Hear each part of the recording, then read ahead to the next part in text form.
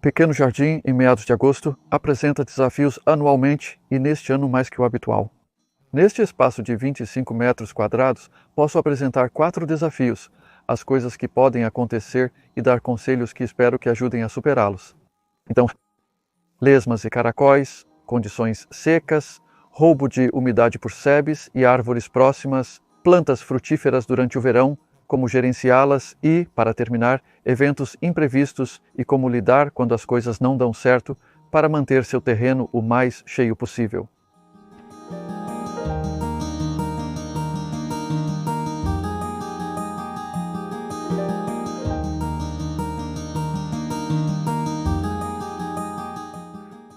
Nesta primavera e verão, em grande parte do noroeste da Europa e em muitas partes dos Estados Unidos da América, houve quantidades incomuns de chuva, resultando em uma abundância de lesmas e caracóis que estão causando mais danos do que o normal.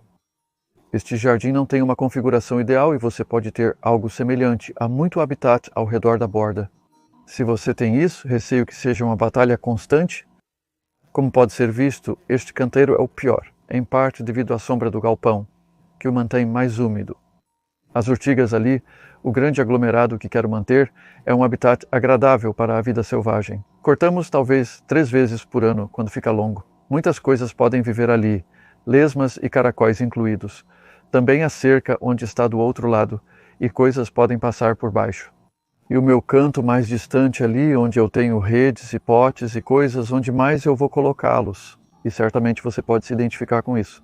Menos habitat significa menos lesmas e caracóis, mas às vezes alguns ainda aparecem. Então está lidando. E como aqui, por exemplo, eu plantei essas 9 plantas de brócolis branco para a próxima primavera no dia 11 de julho, isso foi há 5 semanas.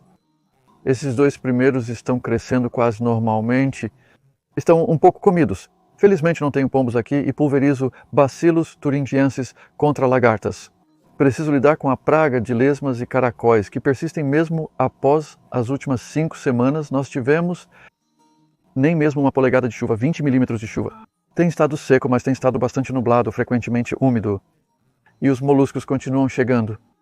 Então eu pensei que tinha perdido 5 dos 9 e eu tinha plantas de reserva, beterraba, Cheltenham Green Top, uma linda beterraba longa, plantei elas no lugar. Algumas brócolis se recuperaram, então agora tenho uma escolha.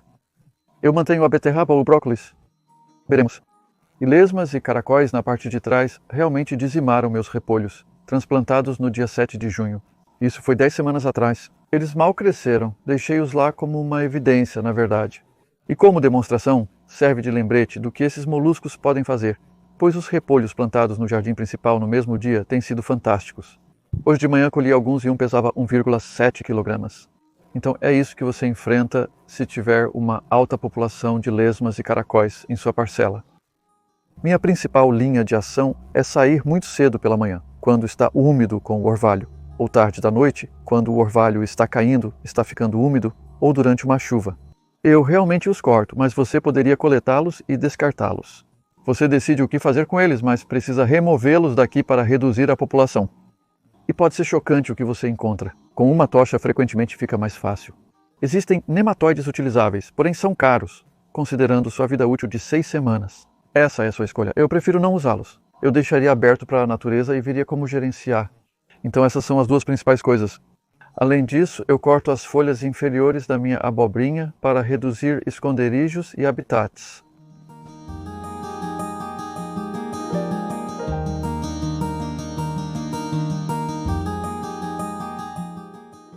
A segunda coisa que eu quero explicar um pouco é como você pode perder umidade de maneira invisível.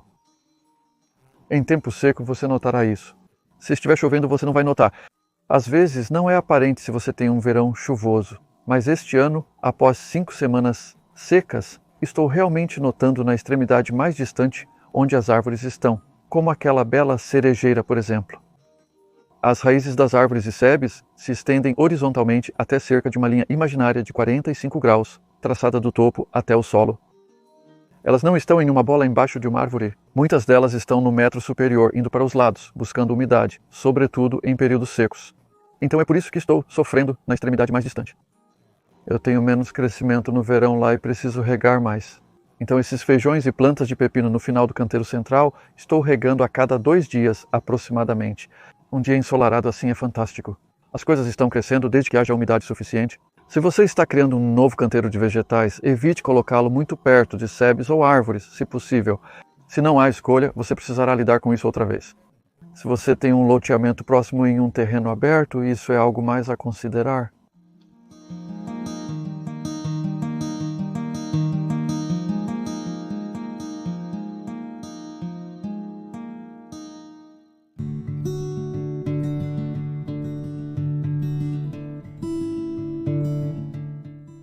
Em terceiro lugar, plantas frutíferas no verão e quanto você pode obter delas se cuidar bem delas, como as 2 plantas de pepino em cume na frente dos feijões. Eu só as coloquei no dia 5 de junho, logo após filmarmos aqui da última vez, porque estava um período tão frio e todas as noites quase havia geada aqui.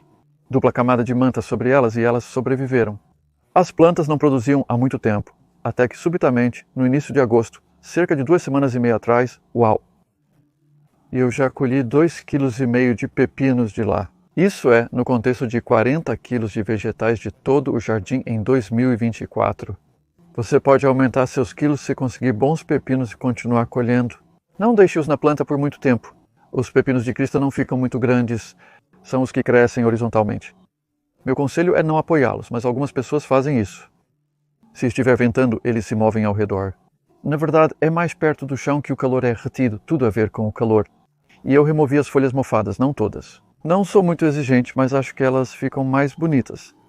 Isso pode retardar o mofo e facilitar a localização da fruta, pois elas costumam se esconder nas folhas. E também tentaram subir na treliça de feijão ali. No começo pensei, que legal, vou ter pepinos pendurados. Então percebi que eles tomariam o lugar dos feijões se eu permitisse. Então eu os arranquei. E ao fazer isso, encontrei um pepino enorme escondido atrás das plantas de feijão. Mantendo-os no chão, à luz visível, é possível ver que eles se espalham por espaços não utilizados. A cama no final ficará sem uso até setembro, devido à secura mencionada. Então a plantarei com saladas de inverno, por exemplo. Meu plano era ter feijões secos dos bolotis ali. No último vídeo eu disse que estava muito frio. Talvez eu nem consiga colher. Mas agora, com o calor que tivemos, não excessivo, mas um bom calor, eles estão com boa aparência. Os feijões estão se formando e já podem ser colhidos. Com feijões trepadores, você tem 2 opções, como qualquer outro feijão.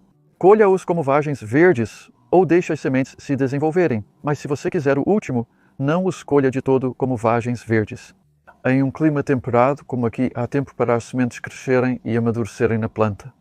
Espere até que as sementes tenham amadurecido na planta. Se você colhê-los com vagens inchadas, mas os grãos dentro ainda estão verdes, isso não vai funcionar. Você terá grãos bons para comer frescos, mas eles não secarão para se tornarem sementes no próximo ano.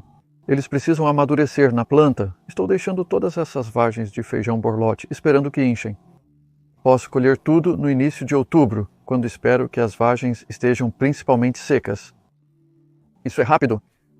Uma maneira de olhar para a conservação de feijões secos. E a terceira planta frutífera aqui são os tomates, com os quais fiz uma coisa bizarra este ano. Encontro isso em todos os locais onde cultivo plantas de caule longo. Os caules estão até mais longos do que o normal. Na minha estufa de túnel de polietileno, estou deixando as plantas de pepino e tomate crescerem mais. Preciso de mais corda para baixá-las. E nós fizemos isso um pouco ali. Você pode ver alguns dos caules no chão onde... Remova as folhas inferiores, os cachos que estão terminados e os tomates que podem estar no chão. Você pode colocar papelão embaixo deles para mantê-los limpos. Não quero que as plantas cresçam muito além disso. Essa incrível ema, que são os pequenos tomates cereja pretos ali, se você seguir o caule de onde ele está plantado, vai pelo chão e depois sobe, chegando a 3 metros de altura se não tivéssemos feito isso. E isso é totalmente insustentável. Basta uma rajada de vento forte e ele se vai. Então, essa é uma maneira de lidar com isso. E a outra coisa que fizemos é beliscar os topos. Você pode ver este vídeo depois de fazer isso. O dia ideal, eu acho, para atividades ao ar livre é no início, a meados de agosto. Se ainda não fez, faça o quanto antes. Se deixar os topos crescerem, eles formarão novos cachos que não amadurecerão antes do outono. Temos um ditado aqui, no dia 10 de outubro, o diabo cospe nas amoras. Bem, isso significa que não há luz suficiente para adoçar a fruta. Então não tente a sua sorte. Amadureça os tomates antes dessa data. Se estiverem parcialmente maduros, ainda é possível colhê-los e amadurecê-los em casa. E finalmente temos a abobrinha, que está com boa aparência. Não há abobrinhas porque as colhemos hoje de manhã. Estamos colhendo as bem pequenas e elas vão frutificar novamente. Colhemos 2 vezes por semana, como de costume, pois é uma planta abundante, porém com raízes bem longas. Então eu acho que tem prejudicado bastante essas cenouras que eu semeei aqui no início de julho. E mesmo regando elas, não parece fazer muita diferença. Então, se eu vou ter uma colheita de cenouras ou não lá, eu realmente acho que é improvável, mas espero estar errado. Novamente, cortar as folhas inferiores ajuda a reduzir a absorção de umidade pela abobrinha, diminui o mofo e facilita visualizar o que ocorre na base da planta. Ocasionalmente, eles produzem brotos laterais e abobrinhas inesperadas que você encontra mais tarde. Portanto, as plantas frutíferas precisam de bastante cuidado e atenção.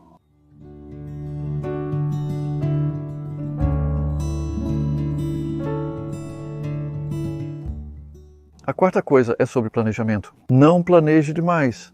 Tenha um plano geral, mas sempre tenha em mente que seu plano está evoluindo o tempo todo, porque coisas imprevistas acontecem.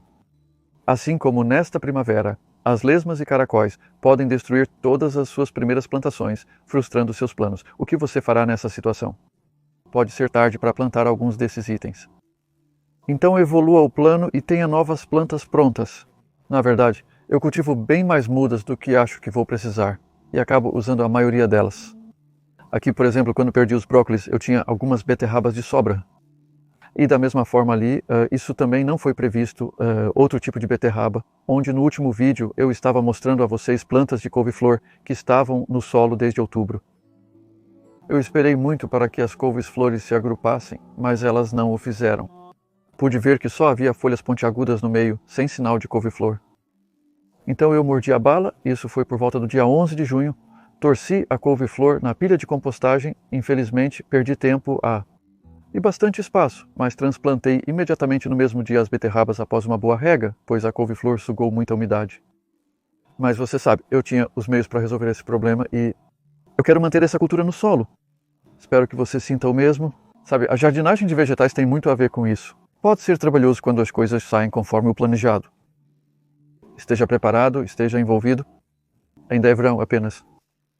Mesmo em setembro, há muitas opções de novos cultivos para semear e plantar. Confira minha linha do tempo de semeadura no site. Mantenha seu espaço o mais cheio possível nos últimos 2 a 3 meses desta temporada de crescimento.